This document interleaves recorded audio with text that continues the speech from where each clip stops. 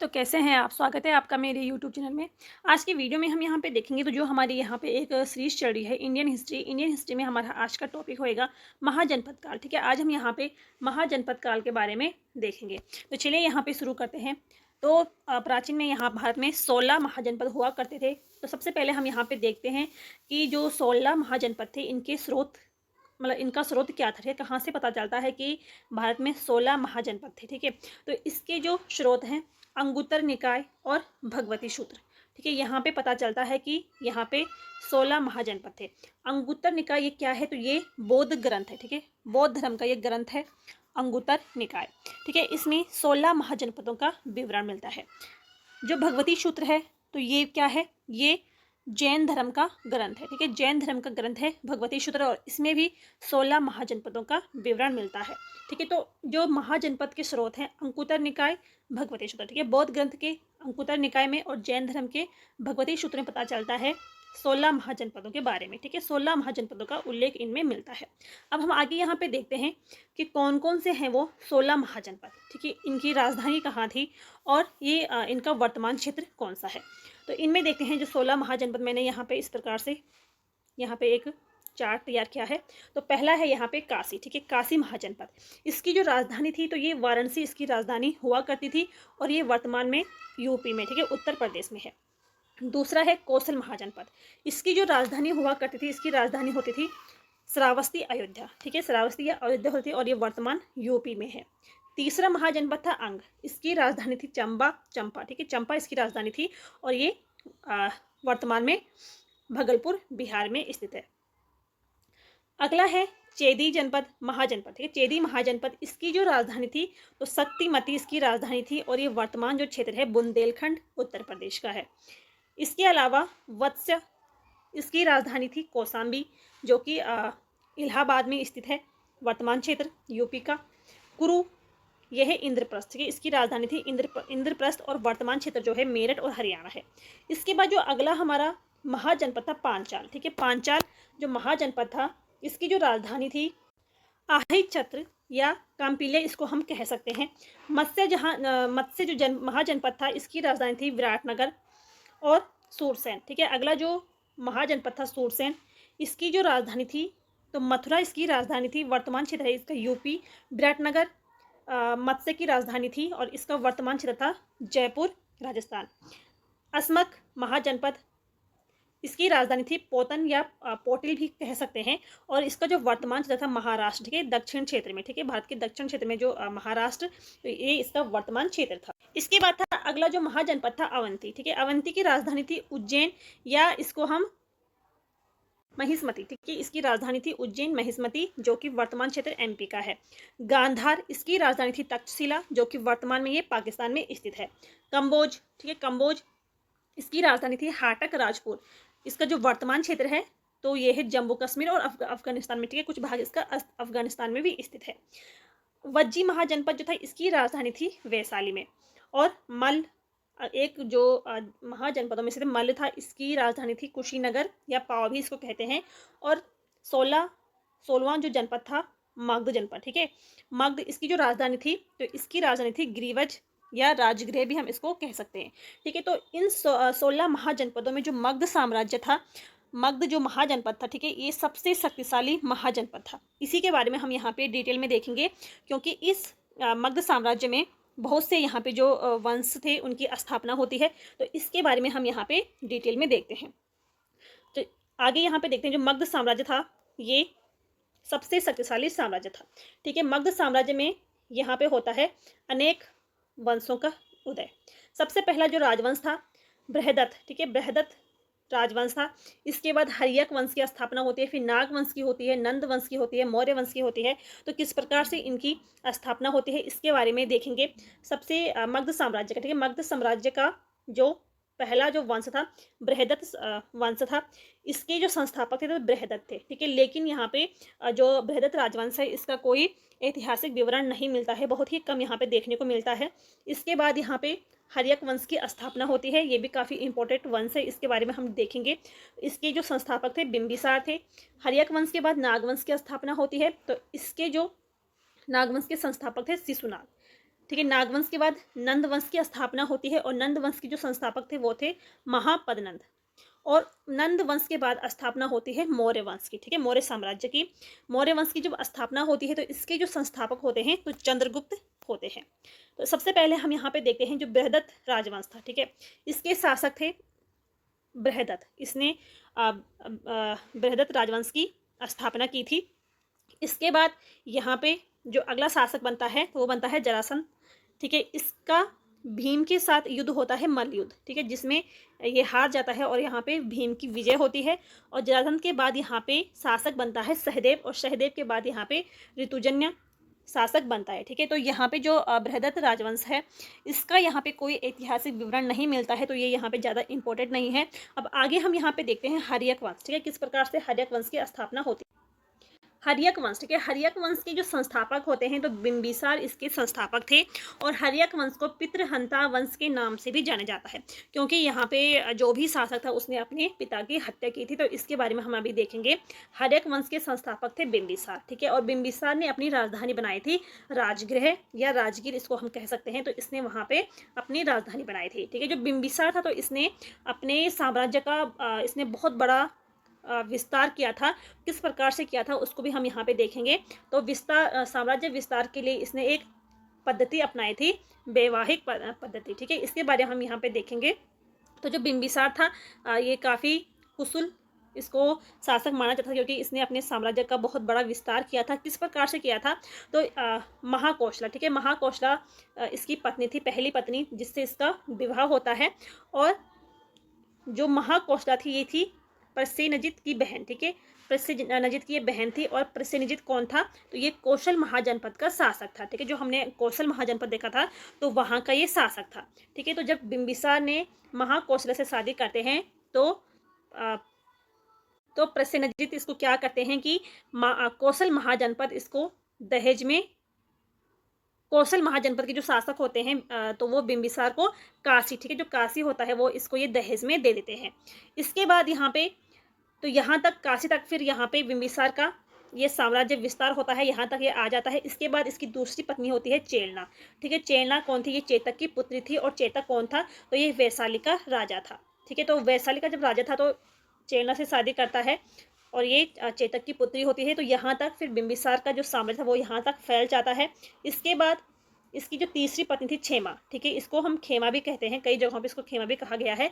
तो ये पंजाब की राजकुमारी थी। ठीक है, यहाँ से इसकी शादी हो जाती है। तो यहाँ तक इसका साम्राज्य फैल जाता है। इसके बाद जो अगला महाजनपद होता है अवंती महाजनपद। ठीक है, तो अवंती का जो शासक था चंद्रप्रघोत इसका शासक था।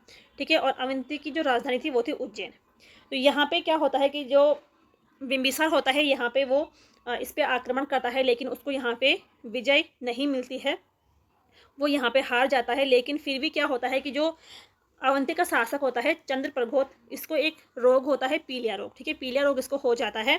तो इसमें बिंबिसार क्या करता है कि बिंबिसार का एक राजवेद था जिसका नाम था जीवक। ठीक है, बिंबिसार का एक राजवेद होता है जिसका नाम होता है जीवक। तो बिंबिसार इसको अवंती भेज देता है। ठीक है, अवंती में इसको भेज देता है जो चंद्रप्रघोत होता है उसका इलाज कराने के लिए। ठीक है, तो जो इसका राजवेद होता है वो इसका यहाँ पे इलाज करता है और इलाज करने के बाद जो प्रघोत होता है ये ठीक भी हो जाता है। तो इसी कारण से इन दोनों की यहाँ पे मित्रता हो जाती है और इसी मित्रता के कारण यहाँ पे बिंबिसार का जो साम्राज्य था वो अवंती तक फैल जाता है। ठीक है, तो यहाँ पे इसने मित्रता करके अपने साम्राज्य का विस्तार किया था। ठीक है, ऊपर से तो यहाँ पे ये शादी मतलब विवाह करता है, विवाह करके इसका जो साम्राज्य था वो फैल जाता है।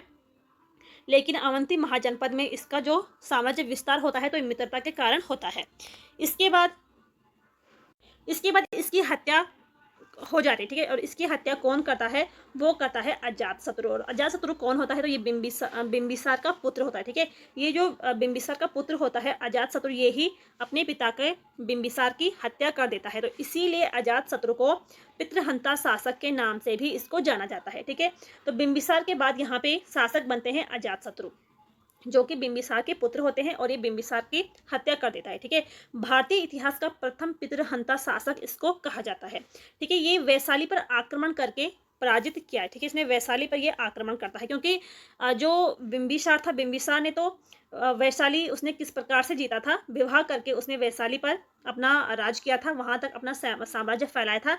लेकिन जो अजात शत्रु होता है ये वैशाली पर आक्रमण करता है। ठीक है, इसके कुछ उपनाम हैं, तो पितृहंता के नाम से इसको जाना जाता था और इसको कुणिक भी कहा जाता है। ठीक है, ये यहाँ पे इंपॉर्टेंट है, कभी कभी क्वेश्चन ये बन जाता है कि कुणिक नाम से कौन से शासक को जाना जाता है, तो वो है अजातशत्रु। ठीक है, अजातशत्रु को पितृहंता के नाम से भी जाना जाता है और कुणिक भी इसको कहा जाता है।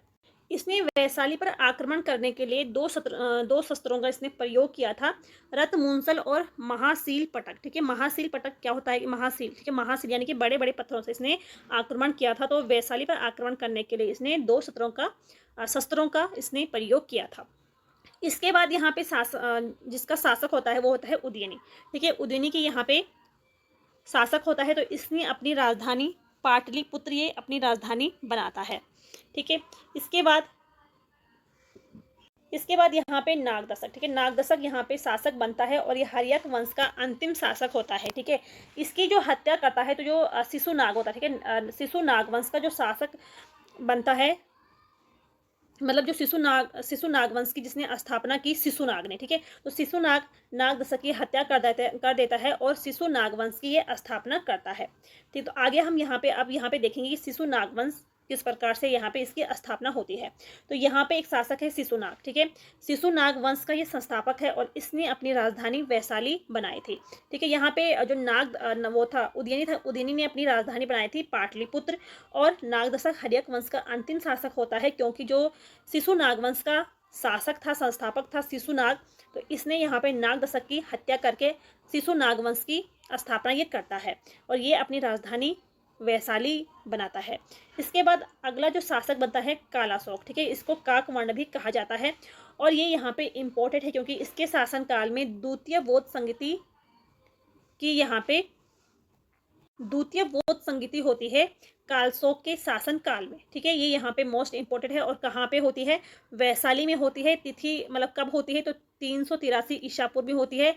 और अध्यक्षता कौन करते हैं इस बौद्ध संगीति का, तो साबक मीर। ठीक है, साबक मीर इस बौद्ध संगीति का अध्यक्षता करते हैं।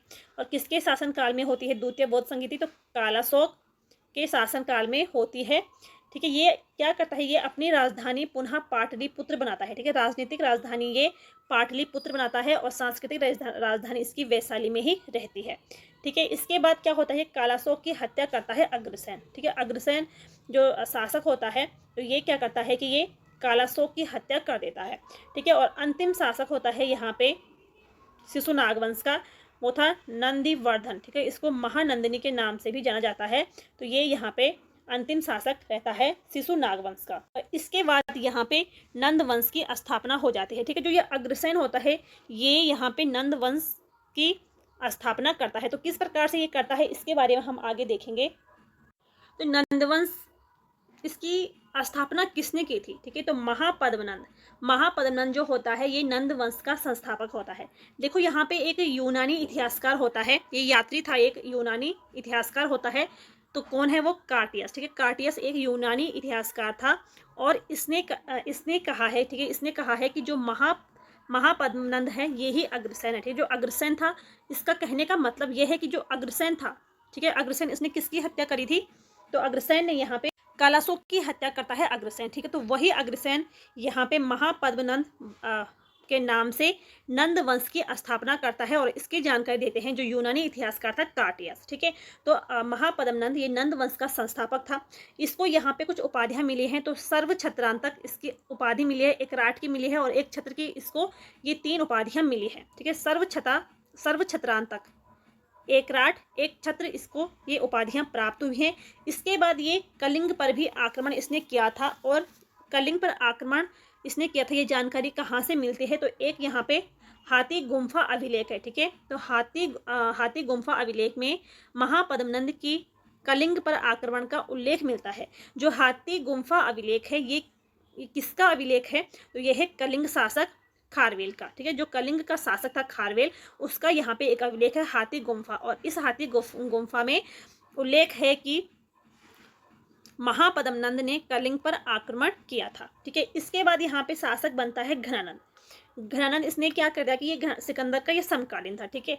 जो सिकंदर था, तो सिकंदर घनानंद का जो समकालीन था वो था सिकंदर, ठीक है। घनानंद ने नंद वंश का ये अंतिम शासक था और चंद्रगुप्त मौर्य ने इसे पराजित करके मौर्य वंश की यहाँ पे स्थापना की थी, ठीक है। तो यहाँ पे क्या होता है कि जो चाणक्य रहते हैं, चाणक्य को यहाँ पे पता चलता है कि जो सिकंदर है वो भारत पर आक्रमण करने वाला है। तो चाणक्य यहाँ पे घनानंद को बताते हैं कि यहाँ पे भारत पर आक्रमण होने वाला है सिकंदर का, लेकिन जो घनानंद होता है ये चाणक्य की बात नहीं मानता है बल्कि उसका अपमान करता है, ठीक है। तो जो चाणक्य होते हैं, चाणक्य यहाँ पे अपने मन में वो बात ठान लेता है कि यहाँ पे सिकंदर का शासन भी नहीं होना चाहिए और घनानंद को भी यहाँ से हटाना चाहिए, ठीक है। तो ये दो बातों का यहाँ पे चाणक्य,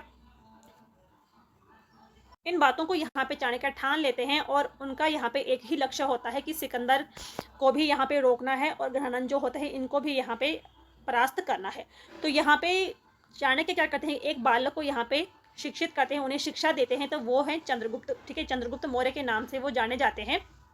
तो इसीलिए यहाँ पे चंद्रगुप्त मौर्य ने घनानंद को पराजित करके मौर्य वंश की स्थापना करते हैं। तो सबसे पहले हम यहाँ पे देखेंगे जो सिकंदर था, ठीक है। सिकंदर था वो किस प्रकार से उसने भारत पर आक्रमण करने का प्रयास किया, ठीक है। तो आगे यहाँ पे देखते हैं यूनानी आक्रमण, ठीक है। यूनानी आक्रमण होता है, तो यूनानी आक्रमण यानी कि विदेशी आक्रमण, ठीक है। तो सबसे पहले यहाँ पे जो आक्रमण होते हैं विदेशी वो होता है ईरानी आक्रमण होता है, और ये कौन करता है, तो ये हकमानी शासक था एक, वो भारत पर आक्रमण करता है, लेकिन इसका ज़्यादा उल्लेख नहीं मिलता है, इसका विवरण नहीं है, क्योंकि इसने जो आक्रमण किया था वो छोटे मोटे इसने आक्रमण करे थे, भारत में लूटपाट का ही इसने आक्रमण किया था, तो ज़्यादा यहाँ पे इसके बारे में जानकारी नहीं है। इसके बाद यहाँ पे जो दूसरा यूनानी यानी कि विदेशी आक्रमण होता है वो होता है अलेक्जेंडर का, ठीक है। अलेक्जेंडर कौन था, तो सिकंदर का ही नाम था अलेक्जेंडर, लेकिन सिकंदर इसका नाम बाद में पड़ता है, तो इसके बारे में पहले देखते हैं।